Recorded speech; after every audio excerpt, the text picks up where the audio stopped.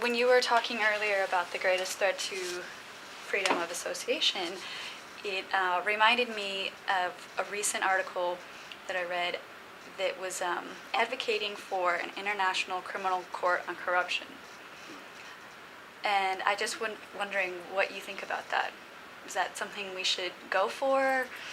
Is that just adding another layer of bureaucracy? What do you think about that? International court on corruption. Yeah, so basically citizens could, one of the things about corruption is that it's endemic to the system. Right. And so the same people who are in power and who are corrupt would stop a court action domestically from having any leverage or even evidence. So the idea is that if you have an international court on corruption, citizens could bring a case internationally, and maybe there'd be some way of getting evidence or just some way of enforcing anti-corruption. So the issue of issue of engaging or creating the international mechanism to protect the corruption. Well, the issue of engaging or creating the international mechanism for the corruption issues could be useful, but I think what's most important is to make sure that efforts in the local level are taking place so that we don't always rely on the international mechanisms. At the end of the day, many policies, many laws happen within the sovereign state. And while we're trying to democratize the international mechanism, if the democracies are not taking root in the society, it's not going to be sustainable. So my thinking on this issue of creating the international mechanism for the corruption issues is that we don't forget the local efforts to fight the corruption issues and fight against impunity. Okay. Do you want me to elaborate that more? Or? No, I mean, I think that's a good point, but then it makes me... wonder why I work with the UN Special Rapporteurs. Yeah, and why, we have this new law with OAS, but no local implementation. And so I'm not criticizing, but sure, no, maybe you could describe a little bit more your local mechanisms, what you do locally. Right. Okay.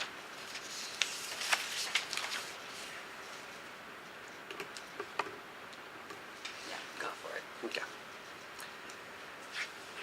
We realize a lot of limitations around the impact that UN Special Rapporteur on the Freedom Association and Assembly can make. The limitations are, administrative limitations that UN may have to support the special mandate, but more often the political limitation. At the end of the day, the government uses sovereignty as justification to impose laws and so on. What my discussion with the UN Special Rapporteur has been around is how these findings and the special mandates, my communication with the UN Special... It's a hard word. Yeah, it's a long title too.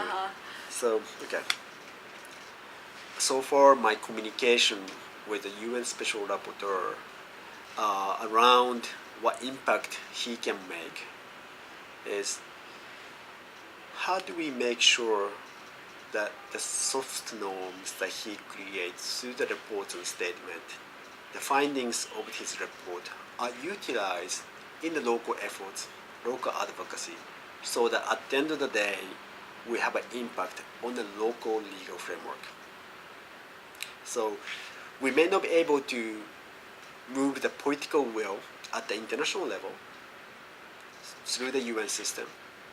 We can empower local activists, local government officials who seeks to reform the legal framework so that people can engage more politically or socially. Okay, I like that. Exactly. Okay. Was there anything else you want to talk about? Speaking of statistics earlier, maybe I can mention one thing, how, the international community, sort of the support in the international community on this issue has increased. Okay, great. So, okay. When we started the Civic Space Initiative in 2012, we saw only 10 UN member states strongly expressing their support for UN special mandate and his findings in the report. Today, earlier this year, 2014, we saw 25 countries who are explicitly expressing their support for his mandates and reports.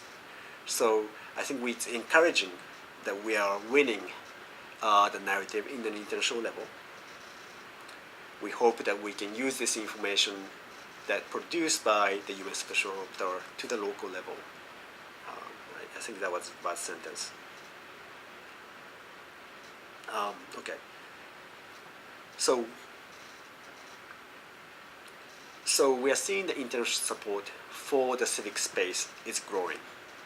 However, we are also seeing the challenge is growing. At the UN at the UN Human Rights Council level, we are seeing that many governments who do not at the UN Human Rights Council level, we are seeing that many governments who often ignore the international norms, international law, are coordinating more in a specific groupings like-minded groups, and we need to figure out how do we challenge this trend. Okay, that's fascinating. What are some of the like-minded groups that are forming? Well, so in this like-minded group, specifically express disagreement with the U.S. Special Rapporteur's reports.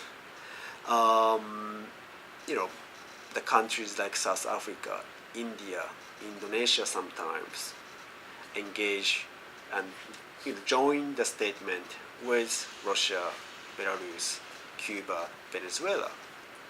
And that's been extremely challenging for us because we see that South Africa, Indonesia are emerging democracies that we like engaging in. So it is a very concerning trend that we're seeing. So I don't think, being the World Bank, Yeah, I don't think we can include I know. that. But just sort of leapfrogging off of that idea. Mm-hmm. So we have emerging democracies that are opposed to the mandates that the Special Rapporteur recommends. What are some of the reasons why these emerging democracies don't support it? What reasons do they give?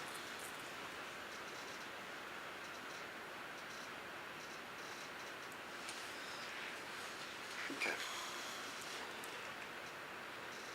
Some of the issues that U.S. Special Rapporteur has touched on includes the rights of LGBT individuals who can associate freely and organize peaceful protest or public gatherings, indigenous people who like to protect their lands against the development projects, and that these are causing a lot of tensions at the international level. Those who quote-unquote established democracies would like to see some of these rights being protected. However, other countries may not. They may like to emphasize more on the development projects rather than protecting individual indigenous people's rights. So these are the tensions that we are seeing that is going to continue.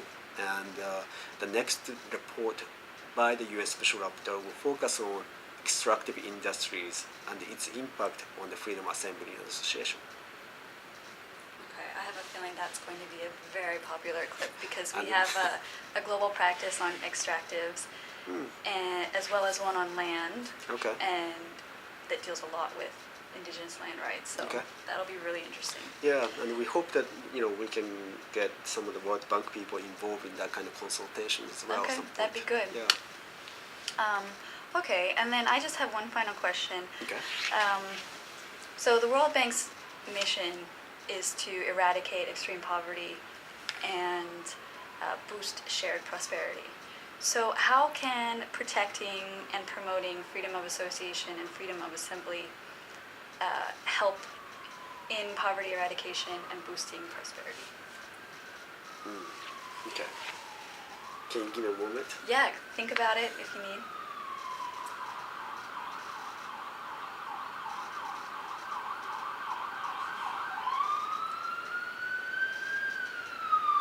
Actually, it's good you needed a moment to think because the siren's going by. So. That's right.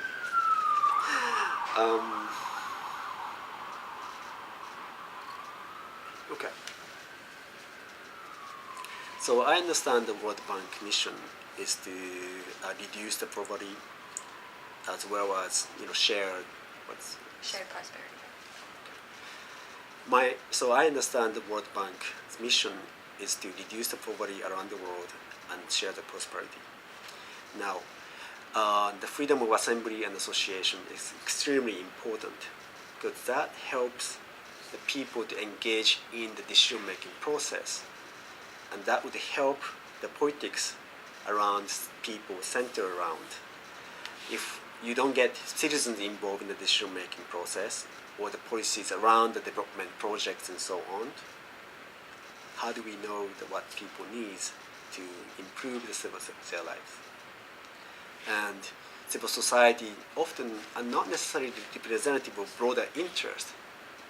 However, they can facilitate, they can be a convener between the decision makers and the broader public.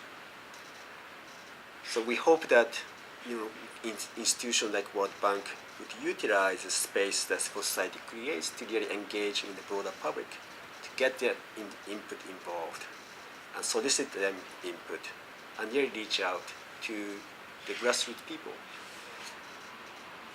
It's kind of weak, but no, it's a good answer.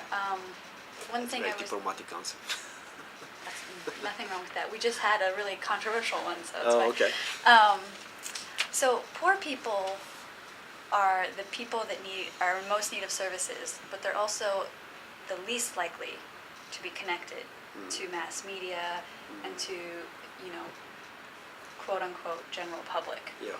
So how can we, as a global community, support poor people and get them involved in these, how can we support their need for freedom of association and assembly?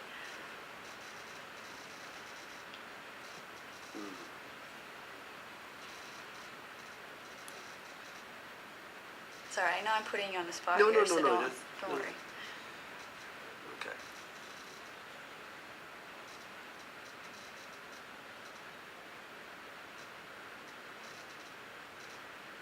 Okay. How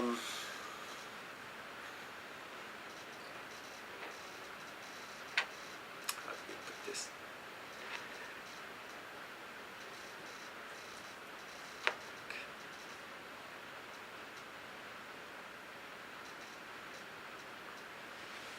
The way that we can involve the poor people and help them to exercise the freedom association and assembly is to make sure that information is available to them. And one of the ways that we can share that information and make sure the information is available to them is the visual storytelling and the images. Many civil society groups, the World Bank, researchers beautifully published reports, but often those sit in the bookshelves. And we are not conveying the message to ordinary people and sharing their knowledge with others. So if we can engage more and more about how do we get the information creatively available to ordinary people who may understand more image or the visual image or the music or the stories, then they might be empowered more to engage in the policy debates, but also start exercising the rights to the freedom association and assembly. Okay. I'm just going to link that up with your diplomatic answer. Yeah. Okay. Anything else? No, I think we covered a lot, I think. Yeah, we did. Yeah. Okay. So you're going to chop all these things and then reduce it? Yes. Okay. And like I said, I'll send them to you beforehand. Yeah, great. And so I guess, so before the video clip, on the blog, we have, like, with each entry, Yeah. some text, sort of give some context so that why should someone click on the video and watch it. So this is kind of what I was talking about with the blurb. Yeah. But in your answer for, like, narratives on the street, or what the last one you just gave about visual storytelling, it would be really cool if you had links or even pictures or anything to go along with it. Yeah. Yeah. And so the blurb that we provide before each video can change. It doesn't have to be the same one Okay. for each video. Okay. Yeah. Let me give you. I know. Let me see.